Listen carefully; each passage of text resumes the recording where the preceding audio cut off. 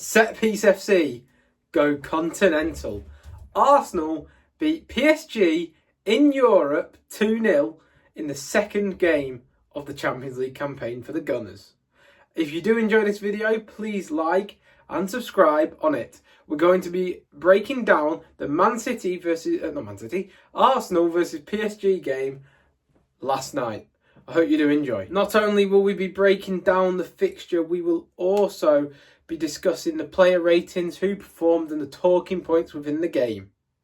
Let's start off with the lineup. There were no real surprises for the Gunners in the lineup that Mikel Arteta fielded. The standard back line we've got at the moment with Ben White out took to the field of play, being Timber, Saliba, Gabriel and Calafiori. Behind that is Raya. In front of that is Partey and Rice, with Trossard and Havertz rotating in a hybrid striker role. And then you have Martinelli and Saka on the wings. In defence, it looks like a 4-4-2 in terms of how it's set up. But then in attack, it sort of goes more to a 4-2-3-1. But Kai and Trossard rotate.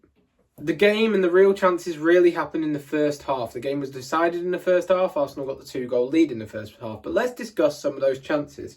So, in the 8th minute, the inverted Calafiori found Bukayo Saka, who cut across and nearly arrowed a ball into that top left as Saka's facing it, right if it's the keeper's right, corner. It was very close, sign of things to come, but that was Saka's only real, in my opinion, impact in the game. After that, after the first 15 minutes, it felt like Nuno Mendes from PSG was their standout player. He managed Saka really well.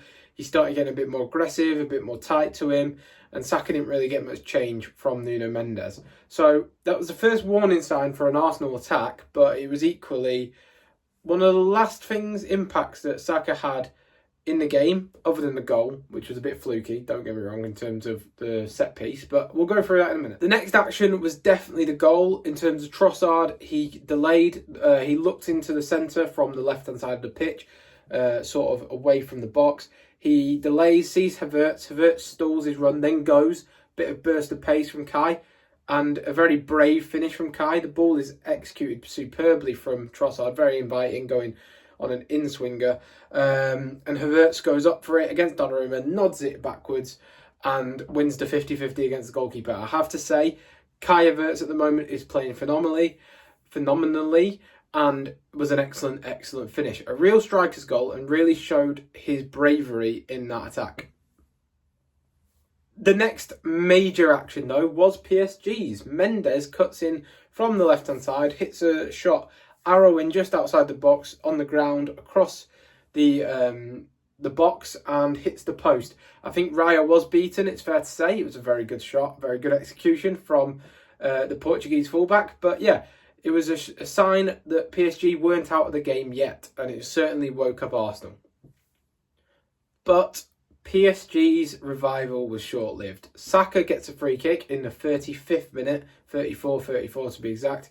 He stands waiting while the Arsenal players are at the back post. It's on the right-hand side, the free kick. The Arsenal players are on the back post. Saka does an in-swinger to the near post. And as Saka puts his arm up, the Arsenal players then start to transition across the box to the near post, but this seems to disorientate all the PSG defenders, and the ball actually goes into the perfect position for someone to make a contact. Thomas Partey misses it, I think Martinelli misses it, and also the PSG defenders miss it, and it bobbles through and sort of goes through Donnarumma. I think definitely the amount of bodies in the way meant that Donnarumma couldn't see it, so he couldn't read where the ball was coming from or what the ball was doing or the flight of the ball. But yeah, what a free kick. Another poor talking point has to be Nicolas Jovic. I know he's been spoken about a lot, but he has been superb in recent times for Arsenal. The set-piece coach is maybe the best in the world, but Arsenal are definitely at the moment the best in the business at new set-piece routines. It was interesting in this game. There was another set-piece routine that we played with a free kick, and we played it short, and then basically all the big guys were offside. They ran to the near post. Trossard ran round the back, and unfortunately it was too much on the pass, but that nearly connected as well. But that was an interesting move. The move of the game arguably happened in the 60th minute. Kai Havertz gets the ball, flicks it over the defender, comes down to Martinelli on a volley. The intricate build-up play before that was absolutely superb, but Martinelli left foot volleys it. Great connection, to be fair, great technique. Unfortunately, he doesn't put it to the left or right of the goalkeeper. He puts it straight down the middle, and therefore it's a routine save for Donnarumma overall. Martinelli's finishing in recent times, last sort of 20 games really, has really taken a step down, and it is a worry because he offers so much defensively, he offers so much in terms of work rate. Creatively, I don't think he's all that sometimes because he's always putting it on his left foot, which is weak, and his end product is weak in that regard.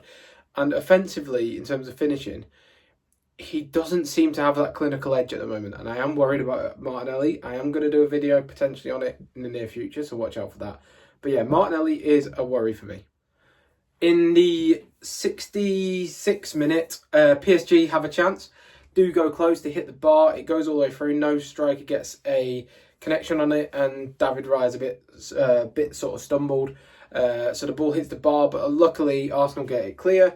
And then in the 74th minute, Martinelli has another chance to score, and unfortunately does miss the opportunity. As I said earlier, the game was really played in the first half. After that, it was a case of game management from Arsenal. Don't do anything stupid. Make sure you secure defensively. And with this group of players, I really trust us to be secure defensively. In terms of we played down the game, we played down the left more. I thought it was a quiet night for Saka. Martinelli got a lot more of the ball. But Trossard was really good. And he interchanged with Havertz, as I said, really, really well. In terms of other standout performances for me, Partey, we'll discuss him in a minute, and Declan Rice. Timber got subbed off at half-time. We believe it might be a muscle injury from looking at Arteta's press conference. Hopefully he won't be out for too long because he's already had a lot of injuries, obviously, at Arsenal Football Club. So we will go through quickly the player ratings. I give Raya an 8. He made some very good saves. Distribution was great again. So one of the throws, he went straight through the middle. Phenomenal keeper. Is he the best keeper in the world at the moment? Let me know in the comments below. Timber, I gave a 7. Made an absolutely phenomenal last-ditch challenge with his right foot, just clipping it at full stretch. Luckily, he did that, but obviously he's superb. His actual play of bringing it out from the back or dribbling is something that I really think he has added to this Arsenal team. I am worried about his injury. Hopefully it won't be for too long, but hopefully Ben White will be back soon. So that's the beauty of having good rotational options and good squad depth. You won't drop off when Timber replaces White, for example. Saliba and Gabriel, solid again. As always, ever reliable 7s for both of them. Not too much sort of outstanding. They just managed the game well defensively. And Calafiori, my God, what a player we have. I gave him an 8 in terms of his rating. He inverts so well. Like because he's so physically dominant, his inversion in terms of playing when he cuts into the midfield is phenomenal. Ball carrying wise, he's got them long legs that Declan Rice has. No one can really stop him, especially PSG where they've got quite a small midfield. They were just getting bullied off the ball. Calafiori, what a player. He also, notably, changed to right back when Timber went off and Kivior came on. And that's interesting because that shows that even though he's left-footed left back, he can potentially have that versatility to play on the right-hand side. And I thought he was very good when he played on that right-hand side. Partey, phenomenal. Best game Partey's played all season. Really dictated and controlled the play. I thought he was just sensational. His progressive passes numbers would have been very high, I believe. But yeah, phenomenal from Thomas Partey. Declan Rice was everywhere. I gave him an 8. Partey was an 8.5, by the way. Trossard, I gave a 9. I thought he was absolutely phenomenal. He's becoming a nice little creative playmaker in that sort of number 10 interchanging striker, which really suits his game because he's got that low centre of gravity to dribble. Yes, he's not as good a passer as Ødegaard, but he's definitely got that dribbling technique to be able to beat a man with quick feet. Obviously, he can turn very quickly as well, which is good for transitions. But I do really like the role Trossard's playing at the moment. We do need Ødegaard back, don't get me wrong, but the fact that Trossard's been able to step up has really made us not miss Ødegaard as much as you would have imagined. Finally, we're going to go for Saka. I give him, not finally, but the attacking third, sorry. I gave him a 6. I thought this was one of his worst performances of the season. He did get credited with a goal for the free kick. A bit fortunate because it bounced through so many people. But and he defended well. Obviously, his work rate's brilliant. But in terms of offensively, I did think Mendes really stopped him in his tracks throughout the second half and half of the first half. Havertz, I gave a 9, but he was my man of the match. Absolutely phenomenal. The Havertz that we signed is a completely different player to the one now a year and a half on. He is honestly maybe even the first name on the team sheet at the moment. Defensively, phenomenal. Transitionally, phenomenal. Offensively, phenomenal. He just needs to maybe sharpen up that first touch and his creative passing. But other than that, honestly, he's quick, he's strong, he's powerful. He's brilliant. He just is brilliant. He performs in big games. Like, I really do like Kai Havertz. Nelly I gave 6 because he should have scored 3. Again, defensively, he is a unit. He sprints, he presses, he does everything. He communicates with the team. You see him going like that. He's got that fight and that desire. And there is something special about this kid. But my God, please, Nelly, learn to finish. Please. In terms of the substitutes, the main 2 I picked out were Kivior being an 8. I thought he played superbly well when coming on into a hard environment, especially when you imagine Kivior's levels that you'd imagine. They're not like necessarily up to the standard of Calafiori, but he was brilliant when he came in. And Marino looked sharp. I gave him 7. He kept it simple, kept the play going, made some good duel numbers in terms of, I think he won 4 out of 6 duels or something like that. But that's what he's there for. But yeah, I thought for a debut, very, very good indeed. But yeah, so to conclude, Arsenal won the game in the first half. The game was played in a controlled manner in the second half, and we defended well.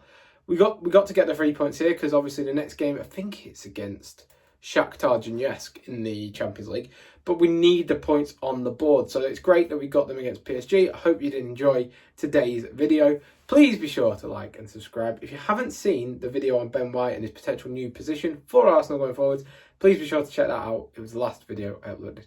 Thank you for watching. Again, please be sure to like and subscribe. See you next time. Bye-bye.